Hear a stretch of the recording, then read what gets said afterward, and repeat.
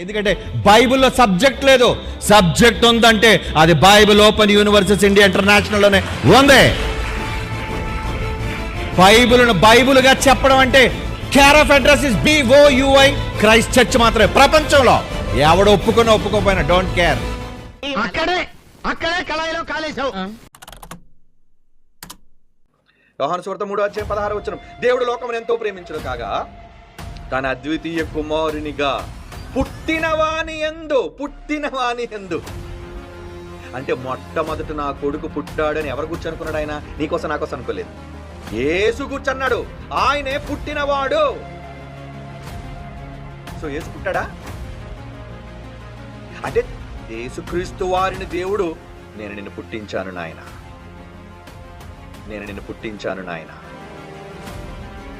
ఆయనే పుట్టినవాడు. సో యేసు పుట్టాడా?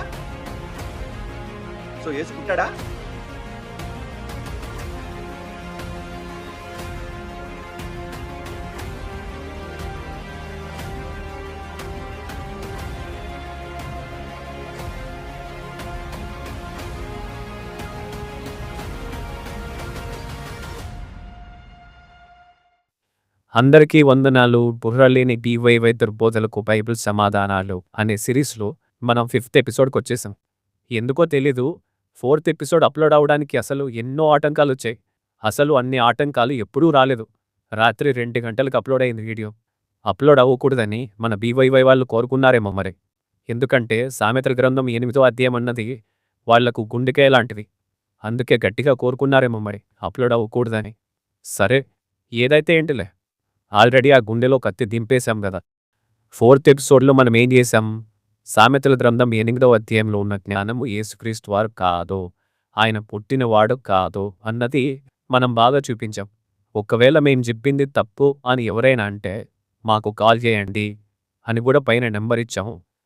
చాలామంది ఫోన్ చేశారు, కానీ వాళ్ళు ఏమన్నారంటే అక్కడుండే జ్ఞానము అనే స్త్రీని యేసుక్రీస్తు అని పొరపాటు పడ్డామే, యేసుక్రీస్తు గారు కాదు అని బాగా వివరించారు. ఒక్క వచనాన్ని ఇన్ని కోణాల్లో ఆలోచించాలి అన్నది మాకు బాగా అర్థమైంది అని చెప్పి చాలా ఆనందపడ్డారు. అంతేగాని మీరు చెప్పిన వివరణ తప్పు, అక్కడుండే జ్ఞానమనే స్త్రీ యేసుక్రీస్తులారే, మేము నిరూపిస్తాము, మేము మీకు కౌంటర్ వీడియో చేస్తాము, రెడీగా ఉండండి అని ఎవరు చెప్పలేదు. మరి ఒకవేళ బిజీగా ఉండి మమ్మల్ని పట్టించుకోలేదేమో, తర్వాతైనా మమ్మల్ని పట్టించుకొని మా పైన కౌంటర్ వీడియో చేయండి. అసలు 4th ఎపిసోడ్కు ముందే కౌంటర్ వీడియో చేస్తా అని ఒకరు అన్నారు సామెతల 8 పైన. ఆయన కూడా 3 వారాల నుంచి సైలెంట్గా ఉన్నాడు. అయినా నిజాలు మాట్లాడుకుంటే మన వివరణ తప్పు అని ప్రూవ్ చేసేంత సీన్ లేదు. కానీ ఒకవేళ చేయడానికి ట్రై చేసినా దొరికిపోతారు ఎలాగో. ఎందుకంటే 4th ఎపిసోడ్తో వీళ్ళకుండే గుండె ధైర్యం అంతా చచ్చిపోయింది. 4th ఎపిసోడ్ కంటే ముందు సామెతలు 8లో ఉన్న జ్ఞానం యేసుక్రీస్తే అని మన BYY వాళ్ళు ఎంత కాన్ఫిడెన్స్తో ఉన్నారో తెలుసా?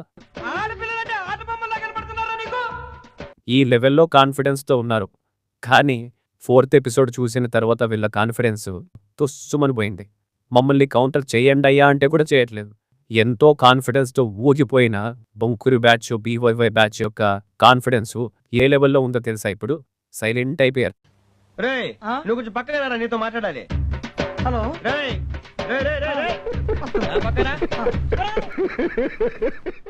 యేసుక్రీస్తు గారు పరలోకంలో పుట్టినవాడు అని ప్రూవ్ చేయాలని చెప్పి వీళ్ళు ముఖ్యంగా 4 రెఫరెన్స్లను వాడతారు. అందులో వాళ్ళకి ప్రధానమైనది సామెతల గ్రంథం 8వ అధ్యాయం. మనం ఆ ఫస్ట్ పిల్లర్ని పడగొట్టేశాం. అయితే యేసుక్రీస్తు గారు పుట్టినవాడు అని నిరూపించాలని వీళ్ళు 2nd పిల్లర్ రెఫరెన్స్ను కూడా వాడతారు.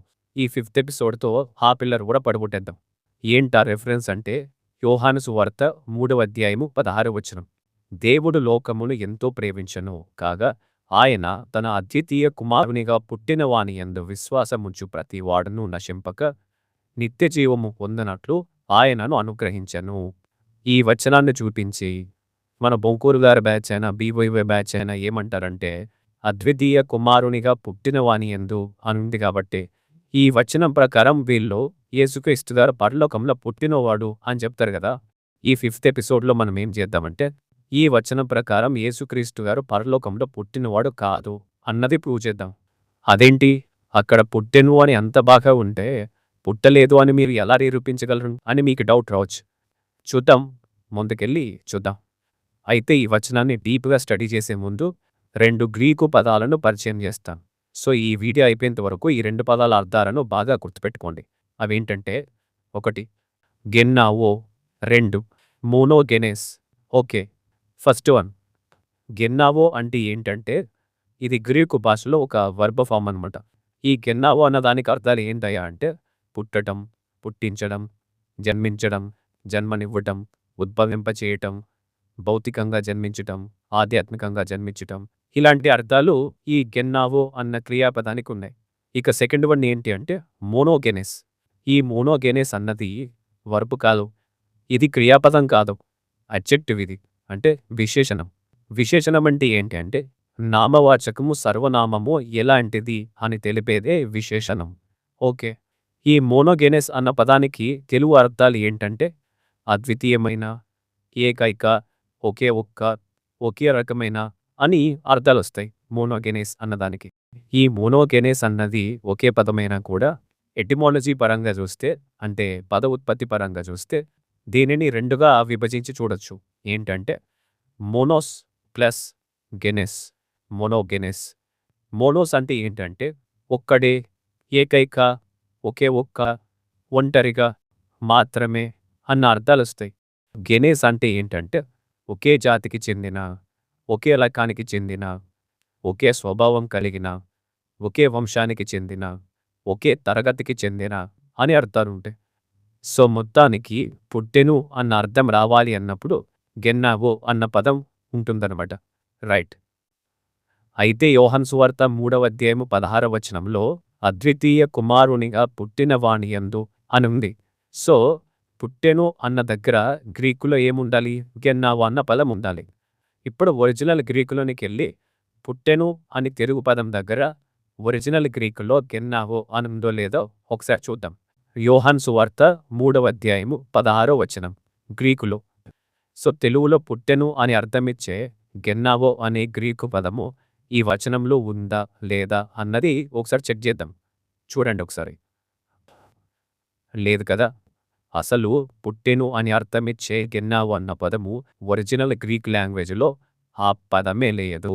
మరైతే అక్కడున్న పదమేంటి అంటే అది మోనోగెనెస్.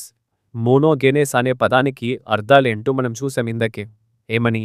ఏకైక, ఒకే ఒక్క, అద్వితీయమైన అన్న అర్థాలు వస్తాయి. అంతేగాని పుట్టెను, పుట్టాడు, జన్మించాడు అన్న అర్థాలు రావు.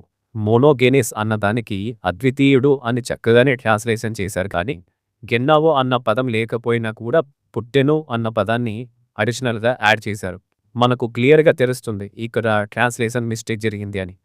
ఈ మాట చెప్పగానే మన బీవైవై వాళ్ళు ఏమంటారంటే ఏంటి ట్రాన్స్లేషన్ మిస్టేకా? అంటే ట్రాన్స్లేషన్ చేసే వాళ్ళకి ఈ మాత్రం కూడా తెలియదా అయితే? అంటే వాళ్ళకంటే నీకే ఎక్కువ తెలుసా అని అంటారు వీళ్ళు. అక్కడికే వస్తున్నా. పుట్టెను అనే అర్థమిచ్చే గెన్నావో అన్న పదము గ్రీకులో లేకపోయినా కూడా తెలుగులో ఎందుకు యాడ్ చేశారు అన్నది తెలియాలంటే కాస్త చరిత్రలోనికి వెనక్కెళ్ళి ఆలోచించాలి. క్రొత్త నిబంధనను గ్రీకు భాషలో రాశారని, అది పూర్తవ్వడానికి 90 నుంచి 100 సంవత్సరాల కాలం పట్టిందని మనకు తెలుసు. అయితే క్రీస్తు శకం 382 నుంచి 405 ఈ మధ్య కాలంలో జెరోమ్ అనే ఒక క్రైస్తవ పండితుడు గ్రీకు బైబిల్ని లాటిన్లోనికి ట్రాన్స్లేషన్ చేశాడు. అయితే యోహాను సువార్త 3వ అధ్యాయం 16వ వచనంలో గ్రీకులో ఉన్న మోనోగెనెస్ అన్న పదానికి కరెక్ట్గా సరిపోయే తెలుగు పదము అద్వితీయుడు అని మనకుంది. మరి మోనోగెనెస్కు సమానమైన పదము లాటిన్ భాషలో ఏమైనా ఉందా అంటే ఉంది. ఆ పదం ఏంటంటే యూనికస్. మోనోగెనెస్ అనే గ్రీకు పదానికి సరిగ్గా సరిపోయే తెలుగు పదం ఏంటి? అద్వితీయుడు. అలాగే మోనోగెనెస్ అనే గ్రీకు పదానికి సరిగ్గా సరిపోయే లాటిన్ పదం ఏంటి? యూనికస్. అయితే జెరోమ్ గారు గ్రీకు నుంచి లాటిన్లోనికి ట్రాన్స్లేషన్ చేసేటప్పుడు మోనోగెనెస్ అనే గ్రీకు పదానికి సరిపోయే యూనికస్ అన్న పదాన్ని వాడకుండా యూనిజెనిటస్ అని వేరే పదాన్ని వాడాడు. యూనిజెనిటస్ అంటే ఏంటి? ఓన్లీ బిగాటెన్ అని. ఇంతకీ ఓన్లీ బిగాటెన్ అంటే ఏంటి? జెనితైక అంటే ఒక్కడిగా పుట్టినవాడు అని తెలుగులో అర్థం వస్తుంది. ఈ ఓన్లీ బిగాటెన్ అనే ఇంగ్లీష్ పదమైన యూనిజెనిటస్ అనే లాటిన్ పదమైన ఈ రెండూ కూడా మోనోగెనెస్ అనే గ్రీకు పదానికి సరైన అర్థాలు కాదు. ఈ మాట చెప్తే మళ్ళీ ఏమంటారు? యూనికస్ అన్న పదం కాకుండా యూనిజెనిటస్ అనే పదం వాడటం తప్పు అని జెరోమ్ గారికి తెలీదా? మీకే తెలుసా అని అంటారు. యూనికస్ అనే పదాన్ని కాకుండా యూనిజెనిటస్ అనే పదాన్ని ఏదో కావాలనే తీసుకోలేదు జెరోమ్ గారు. అలా అని తెలిసి కూడా తప్పు తర్జుమా చేశాడు అని కూడా మనం చెప్పలేం. ఎందుకంటే ఇప్పుడున్నంత భాషా పరిజ్ఞానం అప్పుడు లేదు. ఇప్పుడుండే గ్రీకు డిక్షనరీలు అప్పుడు లేవు. అందుకే వాళ్ళు మోనోగెనేస్ అనే పదాన్ని చూసి ఆ పదంలో గెనేస్ అని ఉంది కదా, అది గెన్నావో నుంచి వచ్చింది అని అనుకున్నారు. అందుకే మోనోగెనేస్కు యూనికస్ అని కాకుండా యూనిజెనిటస్ అన్న పదాన్ని వాడారు. పొరపాటు ఎక్కడ జరిగింది?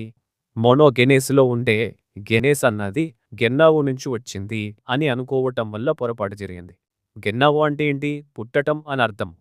మోనోగెనేస్ను మోనోప్లస్ గెన్నావో అని అనుకున్నారు కాబట్టి, గెన్నావో అంటే పుట్టుకను గురించి చెప్తుంది కాబట్టి, పుట్టిన అని చెప్పడానికి లాటిన్ పదం ఏదైతే సరిపోతుందో అదే పెట్టాలి. మరి పుట్టాడు అని చెప్పడానికి లాటిన్ భాషలో ఏ పదం సరిపోతుంది? యూనిజెనిటస్ అనే పదం సరిపోతుంది. ఆ పదానికి ఉండే అర్థాలేంటి?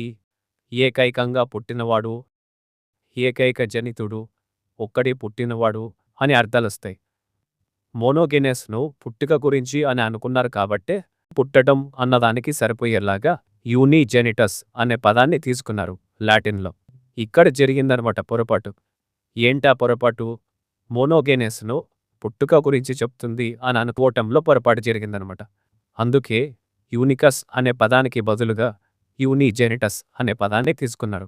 అయితే మనం గమనించాల్సింది, గుర్తుపెట్టుకోవాల్సింది ఏంటంటే, మోనోగెనేస్ అనే గ్రీకు పదానికి యూనిజెనిటస్ అనే లాటిన్ పదం మాత్రం సరైన తర్జుమా కాదు, అది దానికి సరిపోయే పదం కాదు అని. సో ఇక్కడ ఒక పొరపాటు జరిగింది కదా, ఇక్కడితో అయిపోలేదు. 1382లో జాన్ విక్లిఫ్ అనే ఆయన లాటిన్ భాషలో ఉన్న బైబిల్ను ఇంగ్లీష్ భాషలోనికి ట్రాన్స్లేషన్ చేశాడు. లాటిన్లో నుంచి ఇంగ్లీష్లోనికి ఎందుకు ట్రాన్స్లేషన్ చేశాడు అంటే, క్రీస్తు శకం 13-14 శతాబ్దాల వరకు కూడా అన్ని చర్చిల్లో లాటిన్ వల్గేట్ బైబిల్లే వాడేవారు. లాటిన్ వల్గేట్ అంటే అదే జెరోమ్ గారు గ్రీకు నుంచి లాటిన్లోనికి ట్రాన్స్లేషన్ చేశాడు కదా, అదే లాటిన్ వల్గేట్. అన్ని చర్చిల్లో కూడా లాటిన్ వల్గేటే వాడేవారు కాబట్టి సామాన్య జనాలకేమో లాటిన్ చదవటం రాదు. వాళ్ళు ఏం చెప్పినా కూడా వినాలి, నమ్మాలి. అందుకే మాతృభాషలో బైబిల్ అందుబాటులో ఉంటే వాళ్ళు చెప్పింది బైబిల్లో ఉందో లేదో అని అందరూ చెక్ చేసుకోవచ్చు కదా అని చెప్పి లాటిన్లో నుంచి ఇంగ్లీష్లోనికి ట్రాన్స్లేషన్ చేశాడు. అయితే జాన్ విక్లిఫ్ గారు గ్రీకులో నుంచి డైరెక్ట్గా ఇంగ్లీష్లోనికి ట్రాన్స్లేషన్ చేయలేదు. ఆల్రెడీ జెరోమ్ గారు చేసిన లాటిన్ బైబిల్ ఉంది కదా, ఆ లాటిన్ బైబిల్ని తీసుకొని ఇంగ్లీష్లోనికి ట్రాన్స్లేషన్ చేశాడు. మనం ఇందాకే చూసాం ఏమని, జెరోమ్ గారు గ్రీకులో నుంచి లాటిన్లోనికి ట్రాన్స్లేషన్ చేసేటప్పుడు మోనోగెనేస్ అన్న పదాన్ని యూనిజెనిటస్ అనే పదంగా తర్జుమా చేశాడు, అక్కడ పొరపాటు జరిగింది అని. ఆ యూనిజెనిటస్ అనే పదానికి అద్వితీయుడు, వన్ అండ్ ఓన్లీ అన్న అర్థాలు రావు. జెనితైక, ఓన్లీ బిగాటెన్ అనే అర్థాలు వస్తాయి. జాన్ విక్లిఫ్ గారు అదే లాటిన్ వల్గేట్ బైబుల్ నుంచే ఇంగ్లీష్లోనికి ట్రాన్స్లేషన్ చేశారు కాబట్టి లాటిన్లో అక్కడ ఏ పదం ఉంది? యూనికస్ అని లేదు కదా, యూనిజెనిటస్ అని ఉంది. సో అప్పుడు విక్లిఫ్ గారు కూడా ఏం చేశారు, ఇక యూనిజెనిటస్ అన్న పదం నుంచే ఓన్లీ బిగాటెన్ అని ట్రాన్స్లేషన్ చేశారు. మోనోగెనేస్ను యూనిజెనిటస్గా ట్రాన్స్లేషన్ చేసినప్పుడే మొదటి పొరపాటు జరిగింది. విక్లిఫ్ గారు అదే పదాన్ని ఇంగ్లీష్లోనికి తర్జుమా చేశాడు కాబట్టి ఓన్లీ బిగాటెన్ అని వచ్చింది. ఈ ఓన్లీ బిగాటెన్ అన్నది యూనిజెనిటస్ అనే లాటిన్ పదానికి కరెక్ట్ ట్రాన్స్లేషనే, తప్పేం లేదు. కానీ ఒరిజినల్ గ్రీకులో ఉన్న మోనోగెనేస్ అన్నదానికి కరెక్ట్ ట్రాన్స్లేషన్ కాదనమాట. ఎందుకంటే మనం ఇంతకుముందే చూసాం కదా, మోనోగెనేస్ అన్నది పుట్టాడు అని కానీ ఓన్లీ బిగాటెన్ అని కానీ ఇలాంటి అర్థాలు ఇవ్వదు. మోనోగెనేస్ అనే గ్రీకు పదాన్ని యూనిజెనిటస్ అని లాటిన్లోనికి తర్జుమా చేసేటప్పుడే పొరపాటు జరిగింది కదా. ఇప్పుడు ఆ యూనిజెనిటస్ అనే లాటిన్ పదాన్ని ఇంగ్లీష్లోనికి ఓన్లీ బిగాటెన్ అని ట్రాన్స్లేషన్ చేసినప్పుడు ఆ పొరపాటు మళ్ళీ కంటిన్యూ అయింది. ఆ పొరపాటు ఇంగ్లీష్లోనికి కూడా వచ్చేసిందనమాట. అంతే కదా, గ్రీకు నుంచి లాటిన్లోనికి చేసేటప్పుడే పొరపాటు జరిగినప్పుడు ఇక లాటిన్ నుంచి మళ్ళీ ఇంగ్లీష్లోనికి తీసుకున్నప్పుడు అదే పొరపాటు కంటిన్యూ అయింది, ఓన్లీ బిగాటెన్ అని. ఇక్కడితో అయిపోయిందా? లేదు. క్రీస్తు శకం 1611లో జేమ్స్ అనే రాజు ఆధ్వర్యంలో కింగ్ జేమ్స్ వర్షన్ అనే ఇంగ్లీష్ బైబుల్ ట్రాన్స్లేషన్ జరిగింది. ఈ కింగ్ జేమ్స్ వర్షన్ బైబుల్ను డైరెక్ట్గా ఒరిజినల్ గ్రీకులో నుంచే తీసుకొని ఇంగ్లీష్లోనికి ట్రాన్స్లేషన్ చేశారు.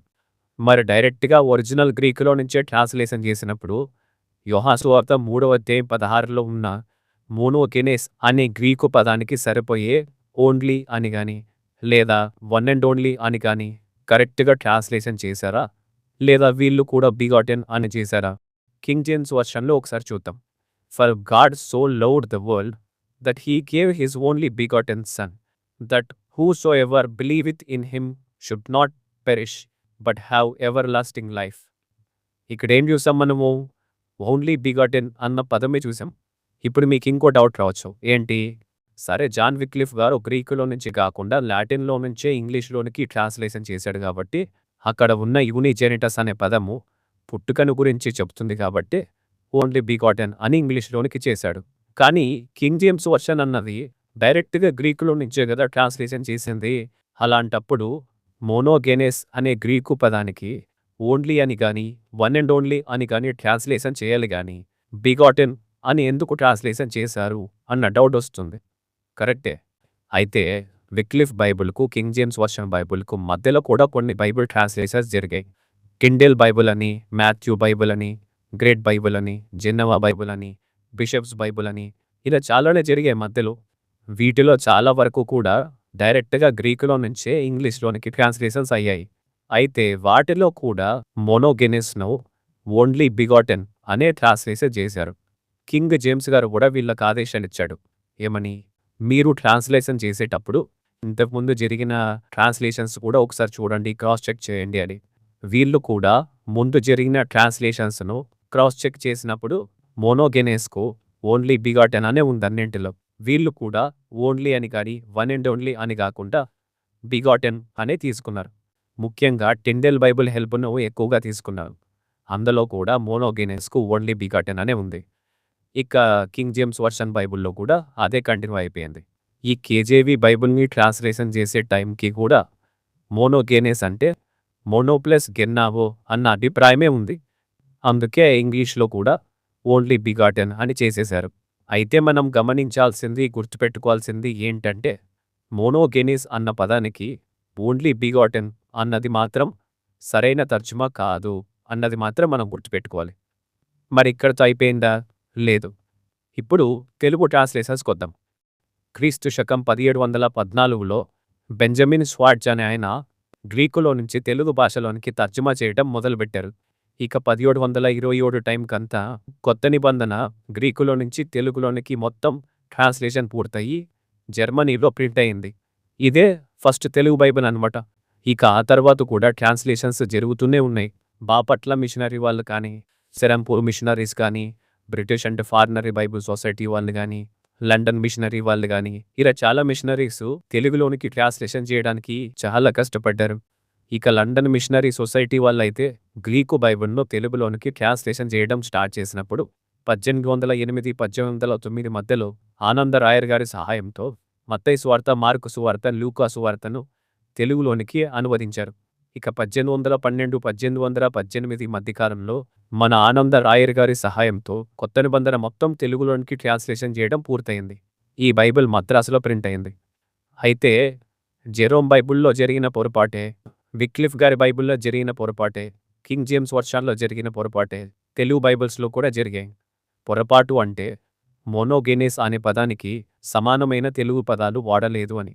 పుట్టెను అని, జెనితైక అని ఈ పదాలు అలాగే కంటిన్యూ అవుతూనే వచ్చాయి.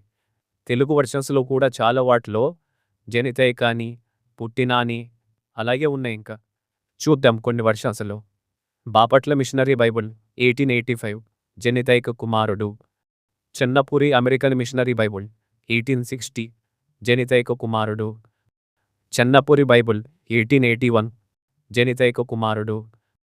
బిఎస్ఐ ఓల్డ్ వర్షన్ 1953 పుట్టిన. ఇలా జెనితైక అని, పుట్టిన అని, బిగాటెన్ అన్న పదాన్నే బేస్ చేసుకొని ఉన్నాయి కూడా.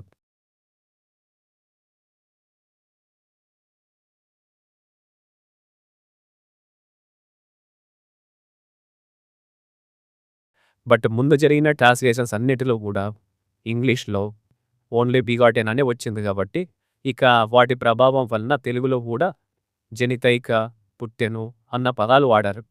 లాటిన్లో యూనిజెనిటస్, ఇంగ్లీష్లో ఓన్లీ బిగాటెన్, తెలుగులో జనితైక లేదా పుట్టిన అనే పదాలే వాడారు. ఈ వాడిన పదాలు ఏవి కూడా ఒరిజినల్ గ్రీకులో ఉన్న మోనోగెనెస్ అనే పదానికి సమాన అర్థాలిచ్చే పదాలు కావు. అయితే మనం ఆనందించాల్సిన విషయం ఏంటి అంటే, సరే ఏదో ట్రాన్స్లేషన్ చేశాం కదా ఇంక వదిలేద్దాంలే అని అనుకోకుండా భాషపైన మంచి పట్టు కలిగి, అవగాహన కలిగి, గ్రీకు భాష యొక్క వ్యాకరణము, గ్రీకు భాష యొక్క డిక్షనరీలు ఇవన్నీ బాగా పరిశోధించిన తర్వాత యోహాను సువార్త 3వ అధ్యాయం 16వ వచనంలో ఉన్న మోనోగెనెస్ అనే పదాన్ని మోనో ప్లస్ గెన్నావో అని అనుకున్నాము. అది గ్రామటికల్లీ మిస్టేకు. మోనోగెనెస్ అంటే మోనో ప్లస్ గెన్నావో కాదు. మోనోగెనెస్కు మనం ఓన్లీ బిగాటెన్ అని, పుట్టిన అని, జనితైక అని తప్పుగా తర్జుమా చేశాము అని గ్రహించి ఈ మోనోగెనెస్ విషయంలో పొరపాటు చేశాము అని గుర్తించి కొన్ని తెలుగు వర్షన్స్లో పుట్టెను అని, జనితైక అని ఉన్న పదాలను అవి గ్రామటికల్లీ మిస్టేక్ అని చెప్పి ఈ పదాలను తీసేసి మోనోగెనెస్కు సరిపోయే ఏకైక, అద్వితీయుడు అన్న పదాలను మాత్రమే ఉంచారు. అలా పొరపాటును సరిచేసిన కొన్ని వర్షన్స్ను ఇప్పుడు చూద్దాం. WPTC బైబిల్ ఒక్కగానొక్క అన్న పదం వాడబడింది కానీ పుట్టిన అని కానీ జనితైక అని కానీ లేదు. Next Indian revised version Telugu, ఇందులో కూడా ఏకైక అన్న పదం వాడబడింది కానీ పుట్టిన అని, జనితైక అని లేదు. తెలుగు సమకాలీన బైబిల్, ఇందులో కూడా ఏకైక అన్న పదమే వాడబడింది. తెలుగు రివైజ్డ్ వర్షన్ ఒక్కగానొక్క అన్న పదమే వాడబడింది కానీ పుట్టిన అని, జనితైక అని కానీ లేదు. ఇవి కరెక్షన్ చేయబడిన వర్షన్స్. గ్రీకు వ్యాకరణం గురించి విస్తారంగా రాసిన వారు, గ్రీకు భాషపైన చాలా పట్టున్న భాషా పండితులు ఇలా చాలా మంది కష్టపడి పరిశోధించి తర్జుమా లోపాలు ఎక్కడెక్కడున్నాయి అని ఐడెంటిఫై చేశారు. వారిలో ముఖ్యమైన వారు ఎవరంటే ఫ్రెడరిక్ విలియం. ఈయన ప్రపంచ ప్రసిద్ధిగాంచిన కొయినే గ్రీకు లెక్సికోగ్రాఫర్ అనమాట. డిక్షనరీ మీద పనిచేసిన ఆయన. అంటే పదాల అర్థాలు కానీ, వాటి వాడుక కానీ, వాటి ఉచ్చారణ కానీ, వాటిని గురించిన చరిత్ర కానీ వీటన్నిటినీ అధ్యయనం చేసి ఒక గ్రీకు పదము ప్రాచీన గ్రంథాల్లో ఎలా వాడబడింది అని పరిశీలిస్తారు. ఒక పదానికి ఉన్న అర్థము ఆధారాలతో ప్రూవ్ చేస్తారు. ఈ పదం కాలక్రమంలో ఏమైనా అర్థం మారిందా, లేకపోతే అదే మీనింగ్ ఉందా అన్నది కూడా గమనించి అప్పుడు డిక్షనరీ రాస్తారు. ఆ తరువాత గెర్హార్డ్ కిట్టెల్, ఈయన జర్మన్లో న్యూ టెస్టిమెంట్ స్కాలర్. ఈయన theological dictionary of the new testament అని బుక్ రాశారు. ఆ తరువాత డానియల్ బి వెల్లెస్ గారు, ఈయన కొత్త నిబంధన పండితుడు, రచయిత, అలాగే డల్లాస్ థియాలజికల్ సెమినరీలోనే ప్రొఫెసర్గా పనిచేసిన ఆయన. ఈయనకు గ్రీకు భాషపైన, వ్యాకరణంపైన మంచి పట్టుందనమాట. ఆ తరువాత జేఐ బ్యాకర్ గారు, బెయినే గ్రూడెమ్ గారు, వాల్టర్ బౌవర్ గారు ఇలా చాలామంది ప్రసిద్ధ గ్రీకు నిఘంటు రచయితలు ఉన్నారు, గ్రీకు స్కాలర్స్ ఉన్నారు, లెక్సికోగ్రాఫర్స్ ఉన్నారు. ఇలా చాలామంది పండితులు ఇలా భాషపైన మంచి అవగాహన కలిగి ట్రాన్స్లేషన్ మిస్టేక్స్ను, గ్రామటికల్ మిస్టేక్స్ను గుర్తుపట్టి వాటిని సరిచేస్తారు. అయితే బాధపడాల్సిన విషయం ఏంటి అంటే కింగ్ జేమ్స్ వర్షన్ బైబుల్లో ఇప్పటికీ కూడా ఓన్లీ బిగాటెన్ అనే కంటిన్యూ చేస్తూ వస్తున్నారు. అందులో కూడా సరిచేసింటే బాగుండేవి. అయితే మిగతా వర్షన్స్ చాలా వాటిలో కూడా ఓన్లీ బిగాటెన్ అన్నది మోనోగెనెస్ అన్నదానికి సరైన పదం కాదు అని చెప్పి చాలా వాటిలో తీసేసి దాన్ని సరిచేసి ఓన్లీ అని, వన్ అండ్ ఓన్లీ అని మాత్రమే వాడారు. అలా సరిచేయబడిన కొన్ని బైబుల్ వర్షన్స్ను చూద్దాం. ఇంగ్లీష్లో RSV only sun, new American Bible only sun, NASB only sun, NIV one and only sun, NRSV only sun, CEV only sun, NLT one and only sun, ESV only sun, HCSB one and only sun, NET one and only sun, CSB one and only sun, CEB only sun, good news translation only sun, the message one and only sun. ఇలా చెప్పుకుంటూ పోతే చాలా వర్షన్స్లో only begotten అన్న పదాన్ని తీసేసి మోనోగెనెస్కి సరిపోయే only అని, one and only అని ఈ పదాలను మాత్రమే ఉంచారు. సో దీన్ని బట్టి మనకేమర్థమవుతుందంటే మోనోగెనెస్ అనే గ్రీకు పదానికి యూనికస్ అనే లాటిన్ పదాన్ని కాకుండా యూనిజెనిటస్ అనే లాటిన్ పదాన్ని తీసుకున్నారు. ఆ యూనిజెనిటస్ అనే లాటిన్ పదం నుంచే ఓన్లీ బిగాటెన్ అని ఇంగ్లీష్లోనికి తీసుకున్నారు విక్లిఫ్ గారు. వీటన్నిటి నుంచి కింగ్ జేమ్స్ వర్షన్ బైబుల్లో కూడా ఓన్లీ బిగాటెన్ అనే తీసుకున్నారు. ఆ తరువాత వీటన్నిటినీ చూసి తెలుగులోనికి ట్రాన్స్లేషన్ చేసేటప్పుడు జలితైక, పుట్టిన అన్న పదాలు వాడారు. ఆ తరువాత కొత్త నిబంధన పండితులు, గ్రీకు భాషా పండితులు, గ్రీకు వ్యాకరణం తెలిసిన పండితులు పొరపాటు ఎక్కడ జరిగింది అని చూసి మోనోగెనెస్ అన్న పదానికి మోనో ప్లస్ గెన్నావో అన్నది కాదు అని నిర్ధారించి మోనోగెనెస్కు ఓన్లీ బిగాటెన్ అన్నది తప్పుడు తర్జుమా అని చెప్పి ఆ తరువాత ఓన్లీ అని వన్ అండ్ ఓన్లీ అని మాత్రమే ఉంచారన్నమాట. ఒకవేళ లేదు ఈ గ్రీకు పండితులు కానీ న్యూ టెస్టిమెంట్ స్కాలర్స్ కానీ ఈ భాషా పండితులు కానీ మోనోగెనెస్ అన్నదానికి ఓన్లీ బిగాటెన్ అన్నది తప్పుడు తర్జుమా అంటున్నారు, అలాగే పుట్టెను అని జనితైక అని ఈ పదాలు కూడా తప్పు అని అంటున్నారు, మోనోగెనెస్ అనే పదానికి ఓన్లీ బిగాటెన్ అన్నదే కరెక్టు, మోనోగెనెస్ అనే దానికి పుట్టెను జనితైక అన్నదే కరెక్టు అని మీరు చెప్పాలి అనుకుంటే ఒకసారి ఇప్పుడు నేను చూపించిన పుస్తకాలన్నీ మీరు చదివి గ్రీకు గ్రామర్ నేర్చుకొని గ్రీకు వ్యాకరణం బాగా నేర్చుకొని ఓన్లీ బిగాటెన్ అన్నదే మోనోగెనెస్కు కరెక్ట్ ట్రాన్స్లేషను అని మీరు నిరూపించి ఆ తరువాత వచ్చి యేసుక్రీస్తు గారు పరలోకంలో పుట్టినవాడు అని చెప్పండి. ఏంటి, నేను ఇప్పటికే చాలాసార్లు చెప్పాను, యేసుక్రీస్తు గారిని తండ్రి కన్నా తక్కువవాడుగా చేసి చూపించడానికి వీళ్ళకి భలే సరదాగా ఉంటుంది అని. అందుకే యేసుక్రీస్తు గారు పరలోకంలో పుట్టినవాడు అని, కలువజేయబడినవాడని ఇలాంటి పిచ్చి పిచ్చి బోధలు చేస్తారనమాట. ఇందాక మనం చాలా బైబిల్ వర్షన్స్ చూసాం, ఏ వర్షన్లో ఏముంది అని. కానీ మన బీవైవై వాళ్ళకి బిఎస్ఐ ఓల్డ్ వర్షనే ప్రామాణికం. అందుకే ఇందులో ఉన్నది యాస్టీస్గా ఏముంటే ఇంక అదే తీసుకుంటారన్నమాట, అంతే. లేదు మేము పుట్టిన అనే పదాన్నే తీసుకుంటాం, మాకు అదే కావాలి, ఆ పదం తీసుకుంటేనే యేసుక్రీస్తు గారిని తండ్రి కన్నా తక్కువ చేసి చూపించొచ్చు అని అనుకుంటూ ఉంటే అసలు వీళ్ళని ఏమనాలి మనము? వాళ్ళు ఎంత బానిసత్వంలో ఉన్నారో, వాళ్ళ కళ్ళకు ఎంత అంధత్వం అలుముకుంది అన్నది మీకు అర్థమవ్వాలి. కనీసం ఇప్పటికైనా ఆలోచించి తప్పును సరిచేసుకుంటారేమో చూడాలి మరి. అయితే మోనోగెనెస్ అన్నదానికి ఓన్లీ బిగాటెన్, పుట్టెను, జనితైక అన్నవి కరెక్ట్ ట్రాన్స్లేషన్ కాదనమాట. ఏకైక, అద్వితీయుడు అన్నవే కరెక్ట్ ట్రాన్స్లేషన్. ఇప్పుడు యోహాను సువార్త 3వ అధ్యాయం 16వ వచనాన్ని ఒకసారి చూద్దాం. దేవుడు లోకమును ఎంతో ప్రేమించెను కాక ఆయన తన అద్వితీయ కుమారునిగా పుట్టిన వాని యందు విశ్వాసముంచు ప్రతివాడు నశింపక నిత్య జీవము పొందునట్లు ఆయనను అనుగ్రహించెను. అయితే మోనోగెనెస్ అన్నదానికి పుట్టెను అన్నదానికన్నా అద్వితీయుడు అన్నది సరైన పదం కాబట్టి పుట్టెను అన్న పదాన్ని తీసేసి అదే వచనాన్ని మళ్ళీ చదువుదాం. దేవుడు లోకమును ఎంతో ప్రేమించెను కాగా ఆయన తన అద్వితీయ కుమారుని యందు విశ్వాసముంచు ప్రతి వాడును నశింపక నిత్య జీవము పొందనట్లు ఆయనను అనుగ్రహించెను. అంతే. ఇక్కడ పుట్టెను అని ఎక్కడుంది? లేదు కదా.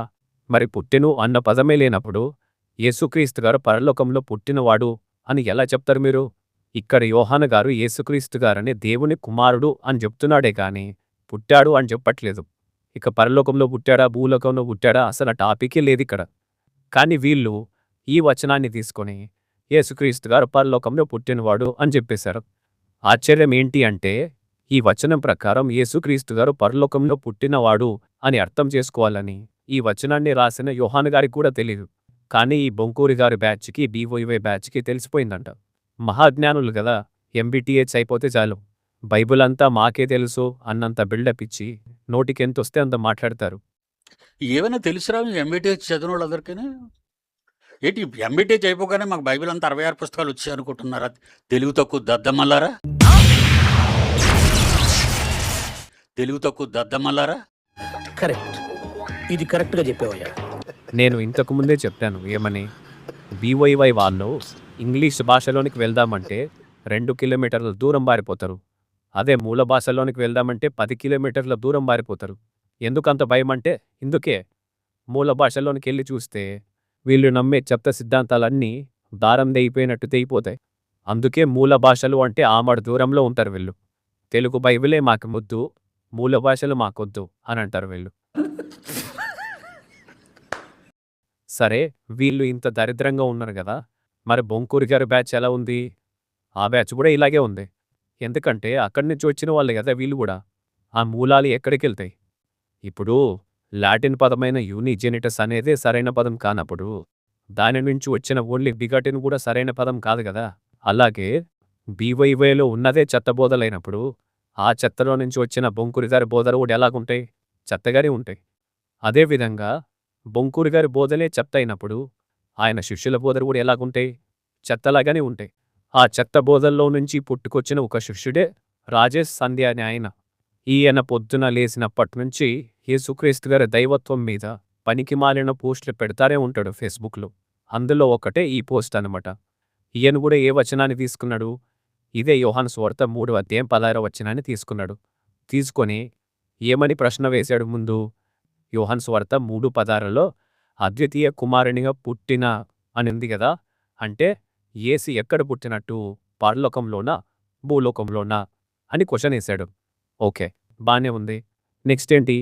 యేసు ఈ లోకమునకు రాకమునిపే దేవుని యొద్ద అద్వితీయ కుమారుడిగా ఉన్నాడు అని చెప్పి 4-5 రెఫరెన్సులు ఇచ్చాడు. ఓకే, బానే ఉంది. నెక్స్ట్ యేసు ఇలా అంటున్నాడు. ఏంటి? యోహాను సువార్త 18:37 వచనం. అక్కడేముంది? అందుకు పిలాతు, నీవు రాజువా అని ఆయనను అడగగా యేసు, నీవన్నట్టు నేను రాజునే. సత్యమును గూర్చి సాక్ష్యమిచ్చుటకు నేను పుట్టితిని. ఇందు నిమిత్తమే గదా ఈ లోకమునకు వచ్చితిని అని యేసుక్రీస్తు గారు చెప్పిన మాటను చూపిస్తూ, సత్యమును గూర్చి సాక్ష్యమిచ్చుటకు నేను పుట్టితిని అంటే పరలోకంలో ఆయన పుట్టాడు. ఇందు నిమిత్తమే నేను ఈ లోకానికి వచ్చాను అంటే ఆయన భూలోకానికి వచ్చాడు. అంటే ఈ లోకానికి రాకముందు ఆయన పరలోకంలోనే దేవునికి పుట్టినవాడు అని చెప్తున్నాడు ఈయన. ముందు పుట్టితిని అని అన్నాడు, తర్వాత ఈ లోకానికి వచ్చితిని అని అన్నాడు. కాబట్టి ఈ లోకానికి రాకముందు పరలోకంలోనే పుట్టాడు అన్నది వీళ్ళ వాదన. చూడ్డానికి వినటానికి కరెక్ట్గానే అనిపిస్తుంది కదా అని మీరు కూడా పప్పులో కాలేయకండి. ఈ వచనాన్ని బీవైవై మైండ్తో కాకుండా తెలివిగల మైండ్తో ఆలోచిద్దాం కొంచెం. ఏంటి? ఇక్కడ యేసుక్రీస్తు గారు 2 మాటలు చెప్పారు. ఒకటి, సత్యంను గూర్చి సాక్ష్యమిచ్చుటకు నేను పుట్టాను అని, ఇందు నిమిత్తమే నేను ఈ లోకానికి వచ్చాను అని ఈ 2 స్టేట్మెంట్లను చేశాడు. ఇక్కడ యేసుక్రీస్తు గారు ఒక స్టైల్ ఆఫ్ ఎక్స్ప్రెషన్తో ఒకే విషయాన్ని 2 రకాలుగా చెప్తున్నాడు. దానినే ప్యారలలిజం ఎక్స్ప్రెషన్ అని అంటారు. ప్యారలలిజం ఎక్స్ప్రెషన్ అంటే ఏంటి? ఒకే భావాన్నిచ్చే వాక్యాన్ని 2 విధాలుగా చెప్పటం. దానినే ప్యారలలిజం అని అంటారనమాట. ఇక్కడ యేసుక్రీస్తు గారు కూడా అలాగే చెప్పారు. ఈ వచనాన్ని వివరించే ముందు 2 ఉదాహరణలను నేను చూపిస్తాను. సామెతల గ్రంథం 8:1 వచనం. జ్ఞానము ఘోషించుచున్నది, వివేచన తన స్వరమును వినిపించుచున్నది. ఈ వచనంలో ఉన్న భావం ఒకటే, కానీ దానిని 2 విధాలుగా చెప్పటం జరిగింది. పైన జ్ఞానము అనుంటే కింద వివేచన అని వాడారు. పైన ఘోషించుచున్నది అనుంటే కింద వినిపించుచున్నది అని వాడారు. దీనినే ప్యారలలిజం అని అంటారు. అంటే ఒకే భావాన్నిచ్చే వాక్యాన్ని 2 విధాలుగా చెప్పటం. అంతేకాకుండా సెకండ్ స్టేట్మెంట్ అన్నది ఫస్ట్ స్టేట్మెంట్ని బలపరుస్తుంది, నొక్కి చెప్తుంది. ఇంకా అదే సామెతల గ్రంథం 8:19 వచనంలో మేలిమి బంగారు కంటెను అపరంజి కంటెను నా వలన కలుగు ఫలము మంచిది అనుంది. సెకండ్ స్టేట్మెంట్లో ప్రశస్తమైన వెండి కంటే నా వలన కలుగు వచ్చుబడి దొడ్డది అని. ఇక్కడ జ్ఞానం మాట్లాడుతూ తాను ఎంత గొప్పది అని చెప్పుకుంటుంది. భావం ఒక్కటే, కానీ దానిని 2 విధాలుగా చెప్తుంది. ఫస్ట్ సెంటెన్స్లో మేలిమి బంగారము కంటే అనుంది. సెకండ్ సెంటెన్స్లో ప్రశస్తమైన వెండి కంటే అనుంది. ఫస్ట్ సెంటెన్స్లో నా వలన కలుగు ఫలము అనుంది. సెకండ్ సెంటెన్స్లో నా వలన కలుగు వచ్చుబడి అనుంది. ఇక్కడ ఫలము, వచ్చుబడి అన్నవి సమానమైన పదాలు. అలాగే ఫస్ట్ సెంటెన్స్లో మంచిది అనుంది, సెకండ్ సెంటెన్స్లో దొడ్డది అనుంది. ఇవి కూడా సమానమైన పదాలే. సో ఇది కూడా ప్యారలల్ ఎక్స్ప్రెషన్ అన్నమాట. అంతేకాకుండా సెకండ్ స్టేట్మెంట్ అన్నది ఫస్ట్ స్టేట్మెంట్ని నొక్కి చెప్తుంది, ఇంకా బలపరుస్తుంది. సేమ్ యోహాను సువార్త 18:37 వచనం కూడా ఇలాగే. ఇప్పుడు అక్కడికి వెళ్దాం. ఇక్కడ ఫస్ట్ స్టేట్మెంట్లో మాట్లాడుతూ అంటున్నారు యేసుక్రీస్తు గారు, సత్యమును గూర్చి సాక్ష్యం ఇచ్చుటకు నేను పుట్టితిని అని. సెకండ్ స్టేట్మెంట్లో అంటున్నారు, ఇందు నిమిత్తమే కదా నేను ఈ లోకానికి వచ్చింది అని. ఇందు నిమిత్తమే కదా నేను వచ్చింది అనే సెకండ్ స్టేట్మెంటు ఎందు నిమిత్తం వచ్చాడు అన్న ఫస్ట్ స్టేట్మెంట్ని నొక్కి చెప్తుంది, ఇంకా బలపరుస్తుంది. ఎందు నిమిత్తము? సత్యమును గూర్చి సాక్ష్యం ఇచ్చే నిమిత్తం అనమాట. ఇదే ప్యారలలిజం ఎక్స్ప్రెషన్. అంతేగాని ముందు పైన పుట్టాడు, ఆ తర్వాత కిందికొచ్చాడు, ఈయన పరలోకంలో పుట్టినవాడు, ఇది కాదు చెప్పాల్సింది. సరే, ఇదంతా వద్దు, ఈ ప్యారలలిజము అది ఏది వద్దు, కామన్ సెన్స్తో ఆలోచిద్దాం. కామన్ సెన్స్తో ఆలోచిస్తే ఏమర్థమవుతుంది? నేను పుట్టి తిని అన్నది భూలోకంలో ఆయన పుట్టడం గురించి చెప్తున్నాడు. సెకండ్ స్టేట్మెంట్లో ఇందు నిమిత్తమే నేను వచ్చాను అని అన్నాడు. ఎందు నిమిత్తము? సత్యంను గూర్చి సాక్ష్యమిచ్చే నిమిత్తం. సాక్ష్యమిచ్చేదెక్కడ? భూమి మీద. అప్పుడు పుట్టడం అన్నది ఎక్కడ జరిగింది? భూమి మీదే జరిగింది. సత్యముల గురించి సాక్ష్యం ఇవ్వటానికే ఆయన పుట్టాడు. దానిని రెండోసారి కన్ఫర్మ్ చేస్తున్నాడు. సత్యమును గూర్చి సాక్ష్యం ఇవ్వటానికే నేను ఈ లోకానికి వచ్చాను, ఇందు నిమిత్తమే నేను వచ్చాను అని. భావం ఒక్కటే, ఆయన సత్యాన్ని గురించి సాక్ష్యం ఇవ్వడానికి వచ్చాడు. దానిని రెండు విధాలుగా చెప్పటం అనమాట. అంతేగాని పరలోకంలో పుట్టాడు, పరలోకంలో కలుగజేయబడ్డాడు అని లేదక్కడ.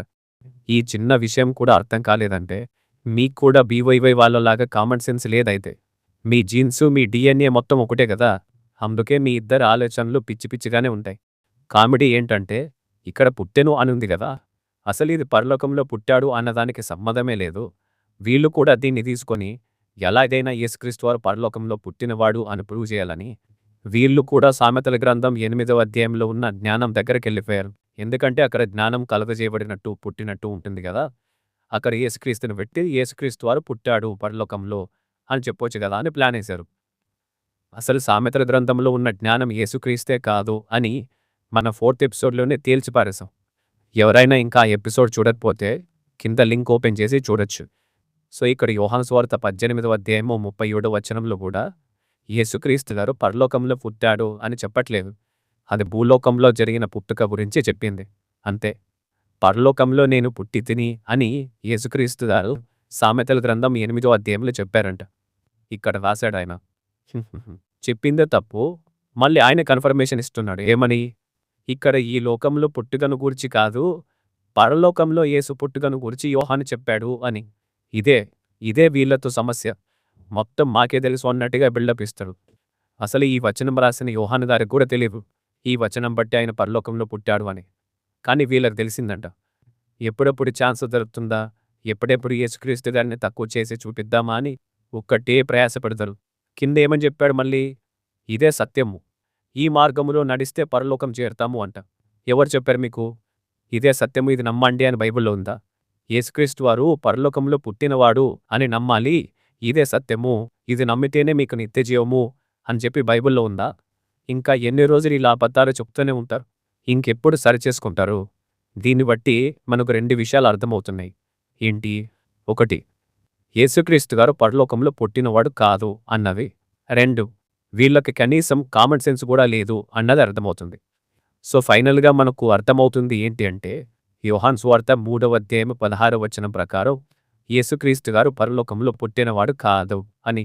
సో ఫైనల్గా మోనోగేనియస్ గురించి ఇంకొన్ని ఉదాహరణలు చెప్తాను, అవి చూస్తే ఇంకా క్లారిటీ వస్తుంది మీకు. లూకా సువార్త 7వ అధ్యాయము 12వ వచనం. ఈ వచనంలో మనకు కనిపిస్తుంది అతని తల్లికి అతడొక్కడే కుమారుడు అనుంది కదా. ఇక్కడ వాడబడిన పదము మోనోగెనెస్. అతడొక్కడే కుమారుడు అంటే ఇంకో కుమారుడు లేడు అనే కదా అర్థం, రైట్? ఇంకొకటి లూకా సువార్త 8వ అధ్యాయము 42వ వచనం. ఈ వచనంలో కూడా మనకేం కనిపిస్తుందంటే తన ఒక్కతే కుమార్తె అని కనిపిస్తుంది. తన ఒక్కతే కుమార్తె అన్న దగ్గర కూడా మోనోగెనెసే ఉంటుంది. అంటే ఒక్కతే కుమార్తె అంటే ఇక వేరే కుమార్తె లేదు అనే కదా, రైట్? అలాగే లూకా సువార్త 9వ అధ్యాయము 38వ వచనంలో వాడు నాకు ఒక్కడే కుమారుడు అని ఉంటుంది. ఇక్కడ కూడా మోనోగెనెసే ఉంటుంది. వాడు నాకు ఒక్కడే కుమారుడు అంటే ఇంకో కుమారుడు లేడు అనే కదా. సో మోనోగెనెస్ అన్న పదము ఎలాంటి సందర్భాలలో వాడబడుతుంది అన్నది ఇప్పుడు మనకు బాగా అర్థమైంది కదా. అంటే ఒకే ఒక్కడు, అద్వితీయుడు, ద్వితీయం లేని సందర్భాలలో మోనోగెనెస్ అన్న పదం వాడబడుతుంది. అద్వితీయుడు అంటే అలాంటి వాడు వేరొకడు ఉండడు అని. అద్వితీయుడు అంటే అలాంటి వాడు ఒక్కడే ఉంటాడు, అందుకే మోనోగెనెస్ అన్న పదం. సో మోనోగెనెస్ అన్న పదం ఎక్కడ వాడతారో మీకు అర్థమై ఉంటుంది కదా. ఇప్పుడు ఫైనల్గా నేను ఒక వచనాన్ని చూపిస్తాను. ఆ వచనాన్ని చూసిన తర్వాత బీవైవేలో ఉండే మరొక దుర్బోధ బయటపడుతుంది. ఏంటంటే 1 యోహాను పత్రిక 4వ అధ్యాయము 9వ వచనం. మనము ఆయన ద్వారా జీవించినట్లు దేవుడు తన అద్వితీయ కుమారుని లోకములోనికి పంపెను. ఇక్కడ కూడా అద్వితీయ కుమారుడు అనింది. మరి అద్వితీయ కుమారుడు అని అంటే ఇందాక మనం ఏమని చెప్పుకున్నాము? ఒక్కడే కుమారుడు, ఇక వేరొక కుమారుడు ఉండడు అని చెప్పుకున్నాం కదా. అద్వితీయ కుమారుడు అన్న దగ్గర ఫుట్నోట్లో ఒక్కడే కుమారుడు అని ఉంటుంది. సో మోనోగేనస్ అంటే ఒకే ఒక్క అద్వితీయ అన్నది మనకు మళ్ళీ కన్ఫర్మ్ అయింది. అయితే ఇక్కడ మనం బాగా గమనించాల్సింది ఏంటంటే యేసుక్రీస్తు వారు అద్వితీయ కుమారుడు అంటే ఒకే ఒక్క కుమారుడు అంటే తండ్రి అయిన దేవునికి ఒక్కడే కుమారుడు. ఆయన ఎవరంట? యేసుక్రీస్తు గారు. అయితే అలాంటప్పుడు మరి బీవైవై వాళ్ళు పరిశుద్ధాత్మను కూడా దేవునికి కొడుకు అని చెప్తారేంటి? మళ్ళీ పరిశుద్ధాత్ముడు దేవునికి రెండవ కుమారుడు అని చెప్తారే. యేసుక్రీస్తు గారు పెద్ద కొడుకంట, పరిశుద్ధాత్మ దేవుడు చిన్న కొడుకంట. మరి ఇక్కడేంటి ఒక్కడే కుమారుడు అనుంది, అద్వితీయ కుమారుడు అనుంది? అసలు అద్వితీయ కుమారుడు అంటేనే వేరొక కుమారుడు లేనివాడు కదా. అందుకే కదా మోనోగేనస్ అన్న పదం వాడేది. మరి మీరేంటి దేవునికి ఇంకా రెండో కొడుకున్నాడు అని చెప్తున్నారు? ఒక్కతే కుమార్తె అంటే ఇంకొక కుమార్తె లేదు అనే కదా. ఒక్కడే కుమారుడు అంటే ఇంకొక కుమారుడు లేడు అనే కదా. ఒక తల్లి వచ్చి వీడొక్కడే నాకు కొడుకు అని చెప్తే అవునా సరే గాని మీ రెండో కుమారుడు ఎక్కడున్నాడు కనిపించట్లేదు, స్కూల్కి వెళ్ళాడా అని అడుగుతారా మీరు? ఓర్ నాయనా నీకేమైనా పిచ్చి పట్టిందా? నాకున్నది ఒక్కగానొక్క కొడుకు అని చెప్తున్నప్పుడు మళ్ళీ రెండో కొడుకు గురించి అడుగుతావేంటి? నీకేమైనా మైండ్ పనిచేస్తుందా అని పిచ్చోన్లాగా చూస్తారు కదా. మరి అలాంటప్పుడు యేసుక్రీస్తు వారు మాత్రమే తండ్రికి అద్వితీయ కుమారుడు అయినప్పుడు, యేసుక్రీస్తు మాత్రమే ఒకే ఒక్క కుమారుడైనప్పుడు పరిశుద్ధాత్ముని దేవునికి కుమారుడిదే ఎలా చేస్తారు మీరు? పరిశుద్ధాత్ముని రెండో కుమారుడని ఎట్లా చెప్తారు మీరు? చూపించండి, ఒక రెఫరెన్స్ చూపించండి. పరిశుద్ధాత్ముడు కూడా అద్వితీయ కుమారుడు అన్నట్టు రెఫరెన్స్ చూపించండి మీరు. లేదు కదా. మరి అలాంటప్పుడు పరిశుద్ధాత్ముడు దేవునికి రెండవ కొడుకు అని ఎట్లా చెప్తారు మీరు? మీరు మీ పనికిరాని బోధలు. చూసారా, ఇలా తవ్వుకుంటూ పోతే బీవైవైలో ఉండే చెత్త బయటికి వస్తానే ఉంటుంది. నా జీవితకాలం కూడా సరిపోదు ఆ చెత్తని మొత్తం బయటికి తీయాలంటే. అంత చెత్త ఉంటుంది బీవైవైలో. పరిశుద్ధాత్ముడు కూడా కుమారుడే అని చెప్పడానికి వీళ్ళు ఎలాంటి వచనాలు తీసుకొస్తారో మనకి తెలుసు ఆల్రెడీ. తీసుకొచ్చిన తర్వాత చూద్దాం మళ్ళీ. దీన్ని బట్టి మనకు 4 విషయాలు అర్థమయ్యాయి. ఏంటంటే, 1, బీవైవై వాళ్ళకి నిజంగానే కామన్ సెన్స్ లేదు అని. 2, మూల భాషలంటే ఎందుకు 10 కిలోమీటర్లు పారిపోతారు అన్నది. 3, పరిశుద్ధాత్ముడు దేవునికి రెండవ కుమారుడు కాదు. 4, బీవైవై పాపం పండిపోయింది, దాని పని అయిపోయింది అని. మీరైతే ఇలాంటి చెత్తబోధలకు దూరంగా ఉండండి. ముఖ్యంగా మీ పిల్లల్ని కాపాడుకోండి. లేదు అంటే పొరపాటున వీళ్ళ వలలో పడిపోతే భవిష్యత్తు తరాలు సర్వనాశనమైపోతాయి. కాబట్టి మీరు వినే బోధల విషయంలో చాలా జాగ్రత్తగా ఉండండి. సో మోనోగేనస్ అంటే ఏంటి అన్నది ఇప్పుడు క్లారిటీగా అర్థమై ఉంటుంది. ఎవడైనా మళ్ళీ యోహాను సువార్త 3వ అధ్యాయం 16వ వచనాన్ని తీసుకొని ఈ వచనం ప్రకారం యేసుక్రీస్తు వారు పరలోకమును పుట్టాడు అని మీ దగ్గరకు వస్తే ఆ చెంప ఈ చెంప చెల్లుమని వాయించేలాగా సమాధానం చెప్పాను మీరే. పుట్టటం గురించి పుట్టుక గురించి మాట్లాడేటప్పుడు గ్రీకులో గెన్నెసిస్ అని గెన్నెతెయిస్ అని పదాలు కనిపిస్తాయి. యోహాను సువార్త 3వ అధ్యాయం 16వ వచనంలో ఆ పదాలు లేవు. ఒకసారి కళ్ళు తెరిచి చూడండి అని చెప్పండి. కాబట్టి యోహాను సువార్త 3వ అధ్యాయం 16వ వచనం ప్రకారము యేసుక్రీస్తు వారు పరలోకంలో పుట్టినవాడు కాదు. బీవైవై వాళ్ళు బొంకురు బ్యాచ్ వాళ్ళు చెప్పింది ఈ విషయంలో 100% తప్పు. ఇది మన 5th ఎపిసోడ్. యేసుక్రీస్తు గారు పరలోకంలో పుట్టినవాడు అని చెప్పడానికి బీవైవై వాళ్ళు ముఖ్యంగా 4 రెఫరెన్సులు వాడతారు. అందులో మనము 2 రెఫరెన్సులకి సమాధానాలు చెప్పేశాం. ఇప్పుడు వాళ్ళు ఇంకో రెఫరెన్స్ని తీసుకొని వస్తారు. ఏంటంటే కొలసీలకు రాసిన పత్రిక 1వ అధ్యాయము 15వ వచనం. ఆయన అదృశ్య దేవుని స్వరూపి అయి సర్వసృష్టికి ఆది సంభూతుడై ఉన్నాడు. ఈ వచనాన్ని చూపించి ఆది సంభూతుడు అంటే పుట్టినవాడే కదా, కాబట్టి యేసుక్రీస్తు వారు పరలోకంలో పుట్టినవాడు అని చెప్పి ఈ వచనాన్ని బట్టి కూడా మేము నోటుకొచ్చింది వాగుతాము అని అంటారు. మరి ఈ వచనం ప్రకారం యేసుక్రీస్తు గారు పరలోకంలో పుట్టినవాడా కాదా అన్నది మళ్ళీ మంగళవారం చూద్దాం. 4th ఎపిసోడ్ ఎలాంటిదో 6th ఎపిసోడ్ అలాంటిదనమాట. బీవైవై వాళ్ళకి ఆ రెఫరెన్స్ కూడా గుండెకాయ లాంటిది లేదా కిడ్నీ లాంటిది. గుండెలోనికే కత్తి దింపాం 4th ఎపిసోడ్తో. ఇక 6th ఎపిసోడ్తో కిడ్నీలోకి దింపలేమా? దింపుదాం, మళ్ళీ మంగళవారం దింపుదాం. ముందు నీకు అసలైన పండగ. In front, there is crocodile festival. ఏమన్నాడు? In front there is crocodile festival అన్నాడు. అంటే ముందుంది ముసళ్ళ పండగ అని.